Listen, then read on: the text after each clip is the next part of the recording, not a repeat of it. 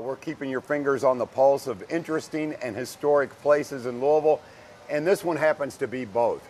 We're at the Meagher Aquatic Center, I want to say that correctly, named after the legend, Mary T. Meagher. You may know her as Madam Butterfly. We'll talk a little bit about that. We'll talk about all the programs here and the reason why this is so historic and fun. With me now is Beth Darrell, who is the supervisor here at the Mary T. Meagher Aquatic Center. Beth, thank you for joining me. Well, thanks for having me. Okay, you and I were talking a little bit. You've been here for quite some time, right? I've been here on and off since about 2003. I started at Shelby Park Pool back when we had like 11 outdoor swimming facilities. Obviously, this is a great day to be in a swimming pool. This one's a little bit different because it's more than just a pool. You talk about community involvement. The programs that you do here, the universities that come in, the serious training and athletes that have come out of here. Talk a little bit about all that, Beth. Well, we are the home to Lakeside Swim Team about 9 months out of the year when they're not swimming down at the lake. They have a couple hundred swimmers that practice here on a daily basis in the mornings and in the afternoons and early evenings. We host the middle school swim meets coming up the next couple. They'll have 3 or 4 swim meets here on the Fridays, and that's all JCPS middle school swim teams. Bellarmine University practices here and uses this facility for their home swim meets, as does Lakeside.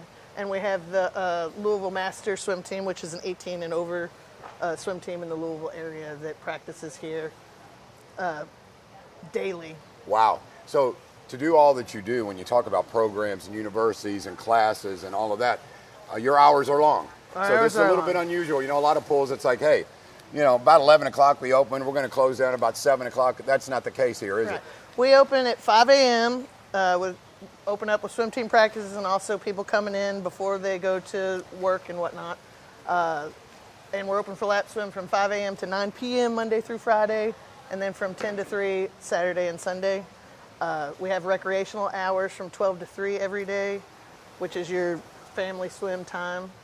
We have evening family swims on Friday evenings at 7 o'clock. And we do a lot of swim lessons during the weekdays. We've started up our swim program and getting swim lessons back to the community at a reasonable rate. So you may have one of your grandparents who swim here or maybe come in here to stay in shape, but this is not your grandfather's Mary T. Meagher Aquatic Center. You have had some renovations. We have. So you've got to be proud of those. Let's get excited. We are proud of those. It's been a long time coming, but we finally got a new tile put out here on our pool deck to make it safer and less slippery than the old tile was in the facility. Got fresh coats of paint everywhere. The last couple of years we redid the lighting system in here. It's hard to tell during the daytime because it's so sunny with all the windows and lights coming in.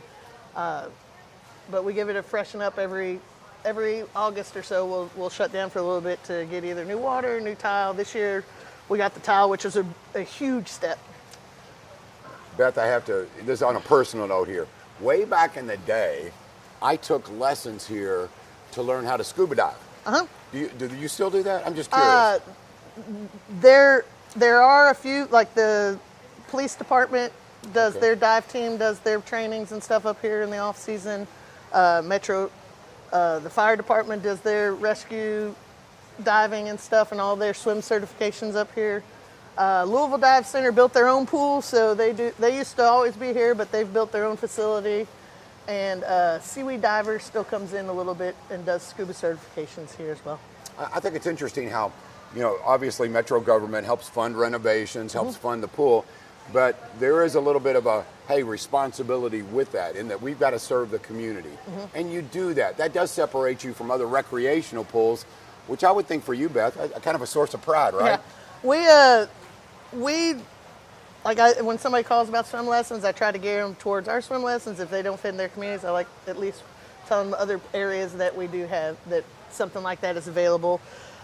We certify a lot of lifeguards for all the summer pools here in Jefferson County, and even outside of the county, people come in to do their lifeguard training because we are one of the few facilities around that's open to the public year-round that can do trainings and stuff like that. All right. Well, on behalf of our entire audience, thank you for all you do. All right, let's talk about I think you've got some events coming up here. Halloween time, doing anything special here? We're doing... What can you do in an aquatic center? Like put on your costumes and swim? I mean, well, what do you do? It's right after swim lessons. We'll be out in the parking lot doing our trunk or treat, our annual trunk or treat for kids to have a safe place to do some trick or treating, getting some candy in the nice daytime when it's safe. We also host a laps before naps on Thanksgiving Day. Wait a minute, hold on. Laps before naps. Help me out here. Laps before naps is what our administrators decided to call it, because coming in before you start eating your turkey dinner and whatnot, 5 a.m. for any of those really early risers. Now I'm getting it. They're going to be, sign up ahead of time. The entry fee for that is to bring a gift or a donation for the Kids with Cancer in the Camp Quality program. Nice. And we use those to have a Kids with Cancer, to invite those families here around Christmas time and have them a nice place for them to be here by themselves, enjoy the aquatic festivities, and get presents and see Santa and all that kind of stuff. Oh, good. So nice. we're pretty proud about that. When I opened up the segment here, Beth, I talked about Mary T. Meagher, and named after her, of course, an Olympic champion, held world records in the butterfly. Some may still exist. I mean, forever. She was that good. That also has to be something kind of special because, you know, we have people like Muhammad Ali, Darrell Griffith, Mary T. Meagher. It feels good to have, I guess, a legend behind the facility. Right. She actually did come up last year. She celebrated her 60th birthday and brought a couple friends and stopped by and swam 60 laps for her 60th birthday. So though she doesn't live in the area any longer, she does come up and visit and spend time with the Lakeside swim team. They'll go visit them down there, and then she'll pop in here from time to time. Nice, very nice. Well, I've enjoyed the conversation, Beth. Yeah, thanks for having me. We had fun, didn't we? And we sure did. And there's a lot of fun to be had here. Once again, we're coming to you from the Mary T. Meagher Aquatic Center. Coming up here, something you may not be aware of. Are you a gamer? I have to admit, I'm the old guy, not much of a gamer, but Louisville Makes Games, okay? I hope you have your curiosity perked a little bit with that one. So coming up here very shortly, Louisville Makes Games. We'll talk about that with Alex coming up next on Louisville Now.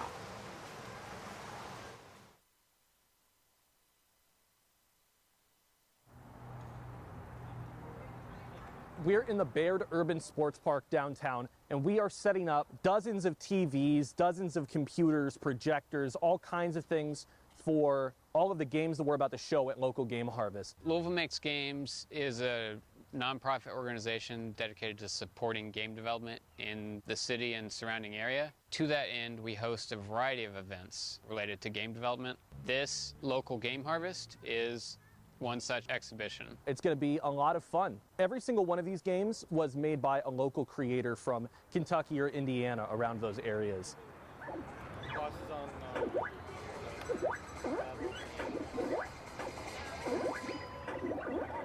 Our main goal is we want to let people know that this is going on, right? And we want to make it a big deal so, you know, people can't miss it. I started getting into video game development on my own, teaching myself, and sort of doing it all completely solo. And I just assumed, I was like, oh, there's probably nobody else around me who's as interested in this as I am, because I just couldn't find them. But then I found out about Louisville Makes Games, and really, it's just been like the single biggest help for me throughout the process of becoming a game developer and being able to express myself in that way and do what I want. Some really good advice I've heard was never work alone.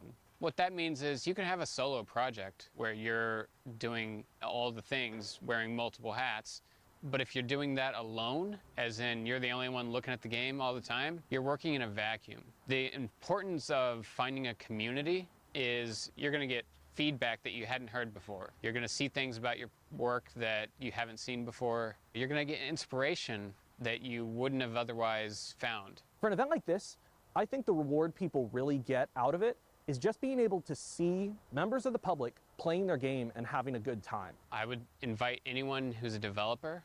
I think local Game Harvest is an event that's quite unique to not only Kentucky, but I think the region.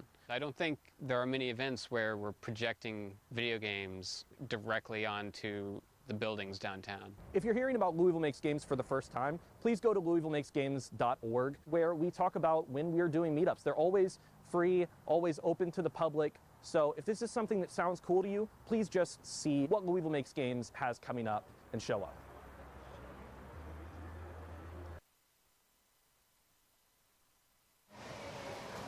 Welcome back to Louisville Now. We're coming to you live from the Meagher Aquatic Center, and we've had a great show so far, but here comes a big day. Louisville Gives for Good. It's somewhat of a holiday here in Louisville. It is this Thursday coming up, and it's your chance to give back to your favorite charitable organization. Whatever your preference may be, whatever nonprofit that you love, a chance to give back, and that money gets doubled. So it's a huge day on Thursday. Let's talk about an entity that you can help. Louisville Makes Games. Alex Bazuska is with us. Alex, you're on the board of directors of Louisville Makes Games, right? Yeah. All right, Alex, we're going to have some fun here. Okay, first of all, I have to be transparent. I'm not a gamer. So give me something that doesn't go over my head, that gives me a little bit of a grasp of what you guys do. Yeah, so a lot of people who play video games, they might not know much about the folks who are actually creating them. And so the whole point of our organization is to give some transparency to that and to show that normal people in your community, maybe even your neighbors, are people who are making games. You don't have to work for a big company to make games. You don't have to be one of the 5 companies like Nintendo and Ubisoft and Blizzard and those companies to make video games. You can be part of a small team, or you can be an individual and make something yourself, because there are tools and resources out there on the internet that you could find and do things for free. And we try to promote that. And so we have all kinds of events that we do at our space, Warp Zone Louisville. We do classes, workshops, we do meetups and networking events. We do game jams, which are it's just exactly like it sounds, like jamming like musicians. So people come together for a weekend and work on a project based on a theme. And at the end of that weekend, you have a small game that you've made with some folks that you may have just met at that event. So we do all kinds of events like that. That to me is absolutely amazing. You mentioned there you said jam session. Yeah. The analogy I would use would be that it's a lot like music, in that now you can go on YouTube and get famous, and suddenly you go viral or whatever. In this case, if you get a game that happens to resonate with gamers, you really could go viral and perhaps get with one of the huge companies, right? So it's tricky. We don't like to give people false hopes. It's Sure. kind of like if a kid is growing up playing basketball and they think that they want to be an NBA player. Yeah. It's not going to happen for everybody. True. And a lot of us, I would say most of us, just do it out of passion for wanting to make things. Better reason. Yeah. and it's also less discouraging, because the end result of something that you make in a weekend or something that you make with your friends is a new game or experience, some kind of interactive art existing in the world that didn't exist before. And so we like to let people use it as a creative medium, something to express themselves. And there's so many different disciplines that go into making games. It's not just programming. A lot of people just assume well, I'm not a programmer, I can't get involved in that group because I don't know how to code. There are people that come at it from all different angles, like artists, storytellers, musicians, people who do sound effects, voiceover work, people that just do story and all kinds of stuff. And there are also game engines and tools out there that you can use that don't require you to write any code. So you can make choose your own adventure type games or anything with this engine called Twine that's just free, and you could use it in your web browser. And so the tools are out there, and we just want to let people know about them and promote creating things and making stuff. So we're an arts organization primarily. We're a community first, and we made the nonprofit to support that community and to also run a physical space called Warp Zone, where we host all of our events and have we do everything out of there. It's the home base. This is interesting, Alex, because I had this stereotype of gamers of, sitting in the basement playing games all day. But what I love about Louisville Makes Games is this is like encouraging innovation, encouraging friendships, community, getting together, because a lot of the attraction on being on a team is that camaraderie and that making of friends, and also using your brain. I mean, this is fantastic. I don't see a downside here, is what I'm saying. I mean, it's a tricky industry to get into if you're in it to try to make a living off of it. Like a lot of things, a lot of careers or hobbies in the arts, it's something where it's really tough. So a lot of friends of mine who start off, they start off as a kid, they get interested in computers or something, and they start learning to code, and then they think I want to use this to make video games because I love video games. I want to make them, and that industry is tricky to get into. So we try to make it a community thing and a thing where you can work on your passion projects and share your ideas and all that stuff. It's not so much about trying to make a profit, Right. but it's about that, because you can get a job doing programming at like a medical company or something, and you're going to make a better living, at least here in Louisville. But if you want to express yourself in a creative way, this is kind of like an outlet for a lot of people. I love it. And so I love it. Yeah. All right, so we talked about Louisville Gives for Good, which is this Thursday. If someone wants to give to Louisville Makes Games, before we get into how they do that, because I want a little bit of a tease here, you've got a lot going on this week, Alex. Yeah. Tell me about it. Yeah, so we're calling this Giving Week. We've got we're starting it off tonight. We have a thing that we're calling it's the Hackers 30th Anniversary Party. There's a movie that came out in 1995 called Hackers. It's kind of a corny movie, but it for people in my generation, it was like a thing where it was like maybe your first introduction to like doing interesting stuff with computers, and it got me interested in computers. And so it's just a fun thing. We're going to play games and have a little like hacker themed party tonight. Then tomorrow night we have what we're calling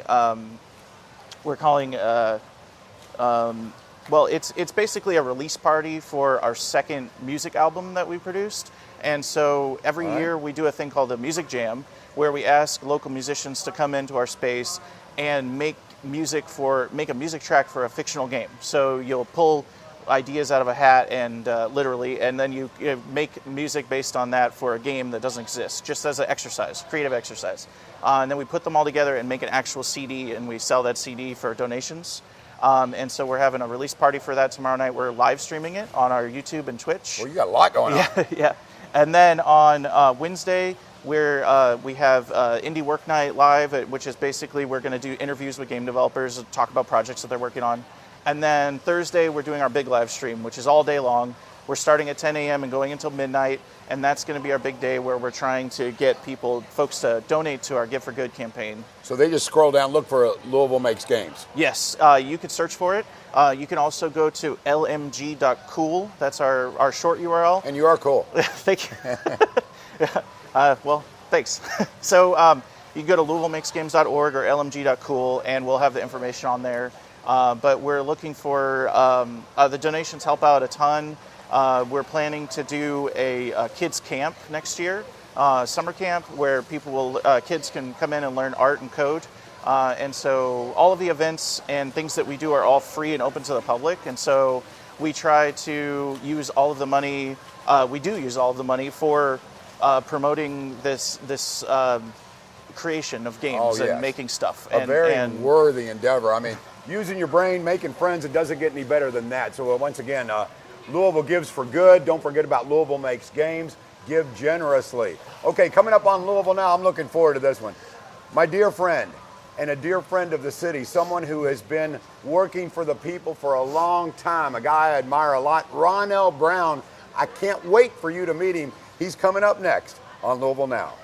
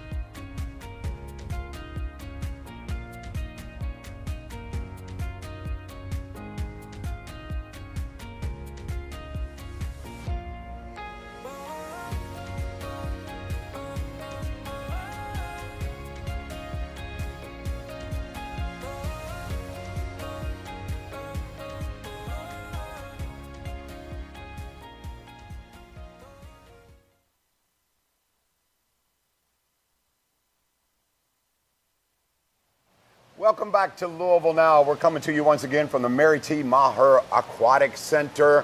You know, a lot of times you hear a host say, I want to introduce my very good friend, and they hardly know each other. Well, this is truly my very good friend and a man I admire greatly. He is Ronel Brown. He has worked for the city, done numerous things that do nothing but benefit our city. Ronel, welcome in. Thank you, John. It's good to be here, sir. It's good to have you here. Thank you. Before we talk about some of the accolades and honors that the mayor has bestowed upon you, I want to talk about your resume. For those who do not know Ronel Brown, you may have seen him and not even known it, may have been in a time of need. Tell us about your resume, Ronel. Well, I actually didn't start off in public service. I started in manufacturing. I'm a welder. I welded for Jeff Boats and L&N. Wow. And once L&N moved to Jacksonville, Florida, I had to find another occupation. So I worked for a box company called Stone Containers for about 6 years. And then I tried out for the fire department. Didn't make it the first time, but made it the second time. Ended there with a 20-year career Whoa. as a public information officer and a captain. Wow. And after I left the fire department, I worked for JCPS as a teacher assistant, teaching, helping students with autism. Oh, man, that's God's work. Well, I think so. I like to think it is anyway, John. So let me talk about brag on you a little bit. So working with kids with autism, Yes. firefighter, and then you moved on into metro government, the mayor's office. Tell me about your role there, Ronel. Well, I tell you, it's interesting. While I was working at Manual, someone called and asked if I would run for the district that I live in. So I ran for the 29th seat, state representative seat against Kevin Bratcher. By doing that, I met a lot of nice people, very nice people. And then how I met Craig was one of my friends told him he needed to talk to me. And so he came out and we had a long lunch. And I said, this man is going to be mayor. And so I started working on his campaign, and that's how I ended up in his office. Wow. Yeah, I think you recognized what a lot of us recognize. Craig is a guy who he's a doer. He's a man of action. He's about positive change. You're that way as well. Do you think that's why you aligned with Mayor Greenberg right away? Is that it? Could be, but he has a compassionate spirit. You can tell a person that cares about people. Yes. And I could tell Craig he cares about people and he cares about this community. Yeah, see, I'd love to hear about some of your favorite memories. Let's pick one. Okay, let's first of all, when you're a firefighter, what was one of your favorite memories where you felt like maybe I made a difference here? Well, it was a couple of times. You know, I had, unfortunately, had opportunity to give CPR to someone that was in a burning house. They lived for a few days, but then they died. But the other thing was our Great Louisville Fire Drill. We used to host that every year and give away bikes to the children in the community. And people would come out and just have a wonderful time. Oh, that's fantastic. Yeah, it was some of my fond memories.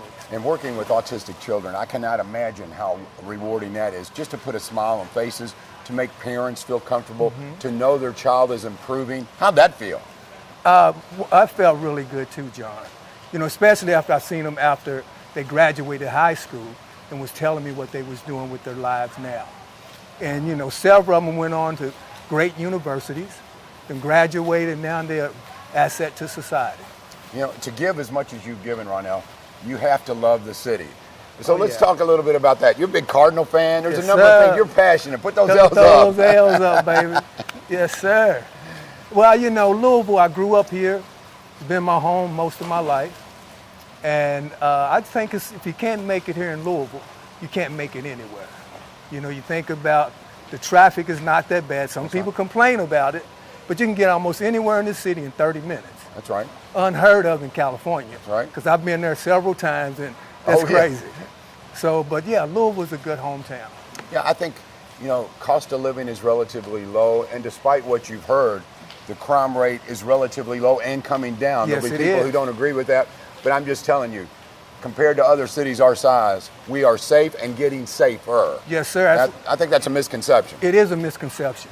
I think people should come downtown Yes. after hours. Yes. Go to Nulu and see how much fun you can have in a safe environment. Go to the waterfront. See how much fun you can have in a safe environment. So yeah, it's a lot That's a big misconception. I love the fact that you love the city like you do, and Oh, you're yeah. out there being a great ambassador. So what you have in your hands there, this is something very special. Oh, The mayor bestowed this upon you, and if anyone deserved it, Ronel, it was you. Well, tell thank you. them what you have and what it means to you. Well, I have the key to the city, John, and for the mayor to offer this and give this to me, you know, I fell apart. I mean, I feel very honored, especially from a guy that started in manufacturing and, you know, not having a full academic degrees. But in order to receive this from the mayor, I would never forget it. You know, It what's means that so say, much. though? He recognizes what anyone who knows Ronel Brown recognizes, that you're a man of compassion who, like you said, you guys aligned, you care about people. You genuinely do, Ronel. I do, yes.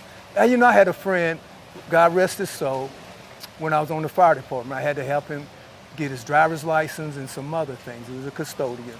But you know what he told me that resonated with me so much? He said, Captain Brown, it doesn't cost you anything to be nice. And that just sticks with me.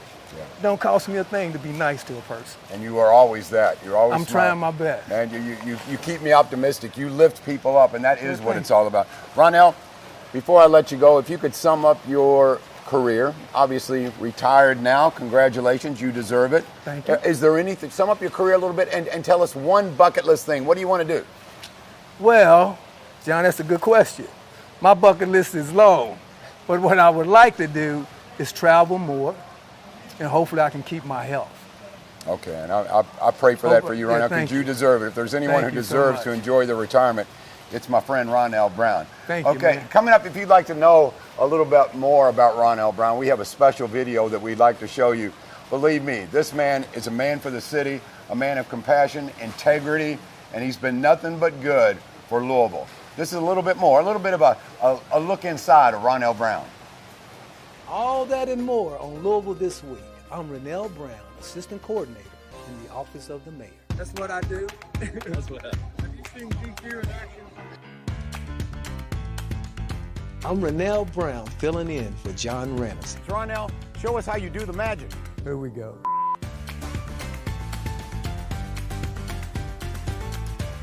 And now I'm working here in the mayor's office.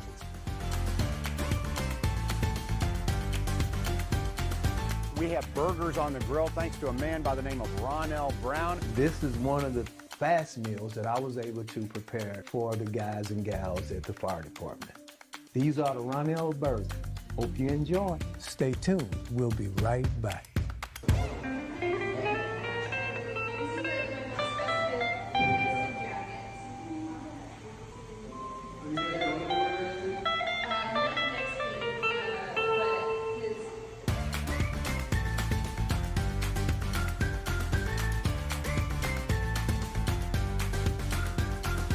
Favorite thing is knowing the mayor really cares about the city.